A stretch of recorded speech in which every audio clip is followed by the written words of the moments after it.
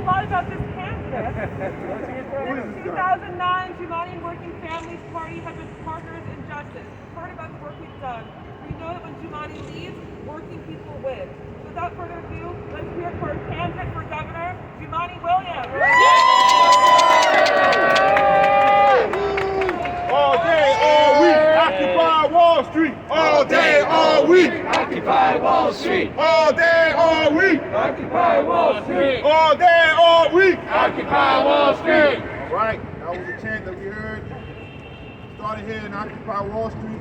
I was proud to be the first elected official to publicly support Occupy Wall Street and what the occupiers call Freedom Plaza, called Zuccotti Park.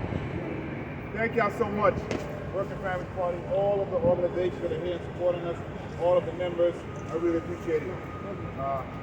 It's an honor to be here. Thank you so much. In a full circle. By the way, if it wasn't for Occupy Wall Street, you probably wouldn't have got that $500,000 tax that we actually got. That has been successful, and as the governor's own budget director says, has not caused anyone to leave New York City.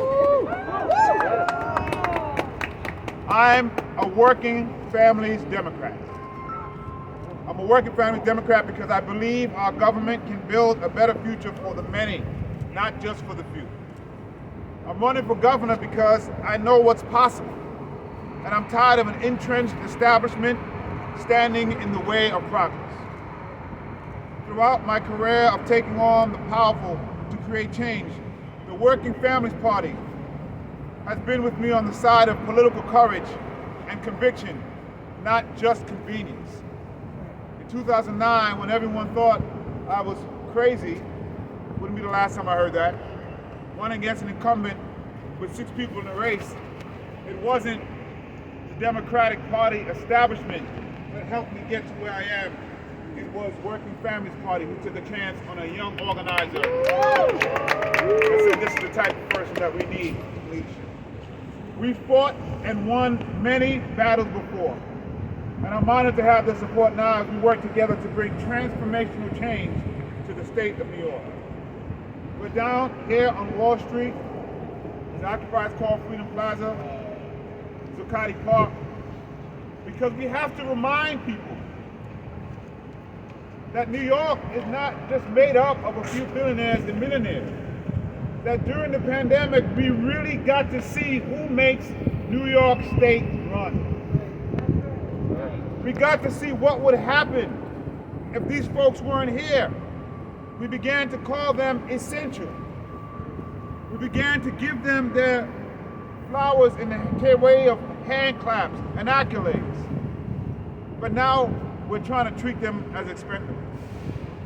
And so we're back here to remind you that we were correct a decade ago, and we are correct now, that we have to stand up for the many and not the few. And so it pains me that the opening salvo from this governor has been, we're not going to raise any taxes on millionaires and billionaires. And I say it pains me because those are the taglines of Republicans who try to stoke fear into working families who will never be impacted by the revenue-raising fees we're talking about. And so to put that out there to scare people is just not right.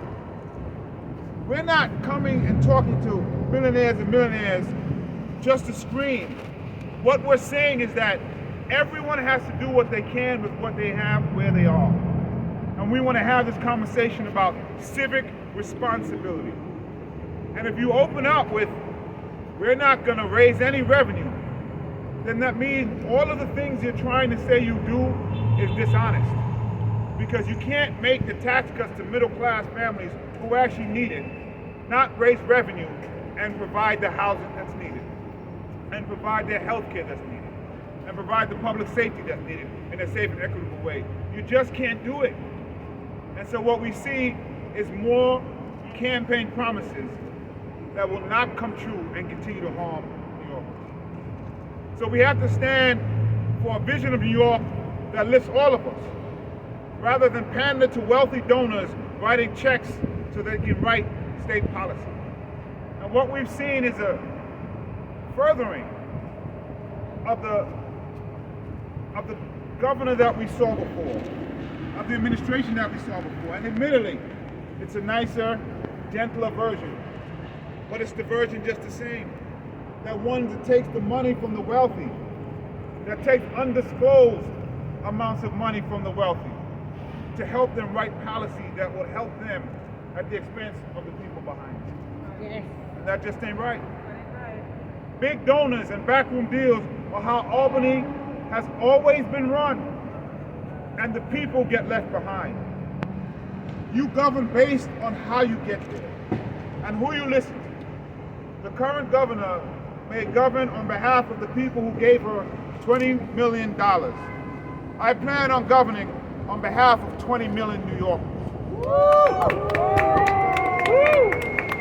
We are fighting for truly affordable income target housing, to prevent people from being evicted, to get people the health care they need and mental health services they need.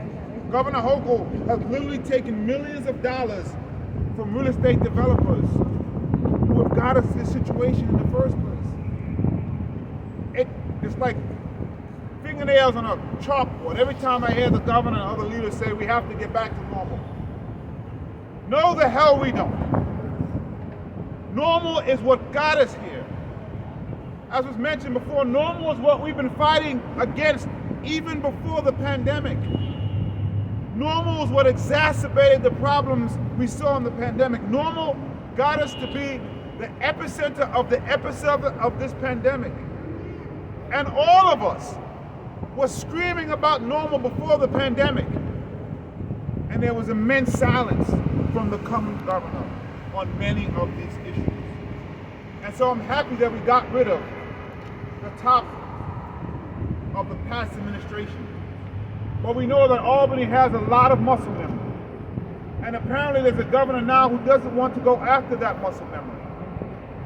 What we need is a governor who's going to stand tall and stand strong, that understands the complexities of public safety, is not just going to learn about it as it is happening, but provide the actual plan and fund the plan that we need to keep New Yorkers safe, and understand that communities have a right to demand for safer streets and more transparent, accountable policing at the exact same time, and get it like other communities do. We need a governor who's going to listen to the people behind me, and not just the dollar bills coming into their coffers. I am that person that's going to represent. I am the governor who's going to do that. The governor now, as soon as he gets elected, will be thinking about the next election. I have 4 years to do all of the things that have never been done, to build up the structures that weren't built before the pandemic. And I tell anyone to look at my record and compare it to the current governors and see who we've been fighting for our entire careers, and see who we put our political careers for and took the political risks that are needed. Even when people have said you can't stand up against the governor. When we ran in 2018, we said, what if we had a lieutenant governor who would stand up and be courageous and step up and stand out? Right. What if we had a lieutenant governor who would join us in campaigning against the IDC that prevented all these things from coming in the first place? We didn't have that, and we're here now. But we have an opportunity to be bold, to be courageous, as we're coming out of this pandemic, to not go back to normal. The one thing that we can do on behalf of tens of thousands of New Yorkers whose lives were lost in their honor is say we won't go back there, because that's how we lost you in the first place. And so I'm so honored to accept all of these endorsements for governor of the state of New York. We are the 99%.